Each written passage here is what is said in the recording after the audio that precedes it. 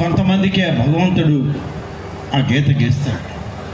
ఆ గీత నుంచి దాటి బయటికి వెళ్ళాలి అని చెప్పి చేసే ప్రయత్నంలోనే ఇవాళ గీత దాటినటువంటి వాళ్ళ మాలాంటి వాళ్ళు, సతీష్ రెడ్డి లాంటి వాళ్ళు రేపటి తరానికి ఒక మార్గం చూపించాలని చెప్పి చేసే ప్రయత్నమే ఈ ప్రయత్నం అని చెప్పి నేను మీ అందరికీ మనవి చేస్తా ఉన్నాను.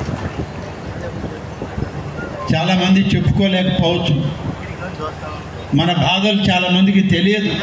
నిన్న చాలామంది హెచ్ఆర్లకి చెప్పాను నేను, ఆ కంపెనీల యాజమాన్యకు లీడర్స్కి అందరికీ చెప్పాను. ఇవాళ బెంగళూరులో చూడండి, చెన్నైలో చూడండి, పూనాలో చూడండి, ఇక్కడ రైతుగా ఉన్నటువంటి వాడు అక్కడ స్కావెంజర్లుగా పనిచేస్తున్నామని చెప్పడం జరిగింది. ఇలాంటి సందర్భాల్లో మీరు ఆదుకోకపోతే మా ప్రాంత యువతకి భవిష్యత్తు రాదు అని చెప్పి వాళ్ళందరినీ కూర్చొని పెట్టి చాలాసేపు మాట్లాడారు. వాళ్ళు కూడా అందరూ అంగీకరించారు. నిన్న సతీష్ రెడ్డి గారు ఒక మాట అన్నారు, ఇవాళ నేను సాఫ్ట్వేర్ ఇంటర్వ్యూస్ జరుగుతున్నాయంటే రాగానే నేరుగా అక్కడికి వెళ్ళాను చూద్దామని.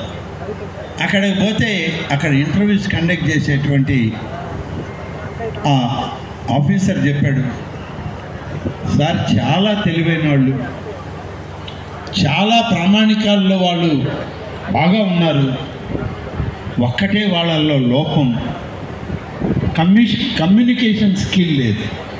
ఒకరికొకరు మాట్లాడుకుని చెప్పుకునేటువంటి దానిలో వెనకబడుతున్నారే తప్ప మీ ప్రాంతం పిల్లలు ఎవరు కూడా వెనుకబాటుతనంలో లేరు, తెలివితేటల్లో చాలా గొప్పగా ఉన్నారని చెప్పి అతను నాకు ఇప్పుడే చెప్పడం జరిగింది.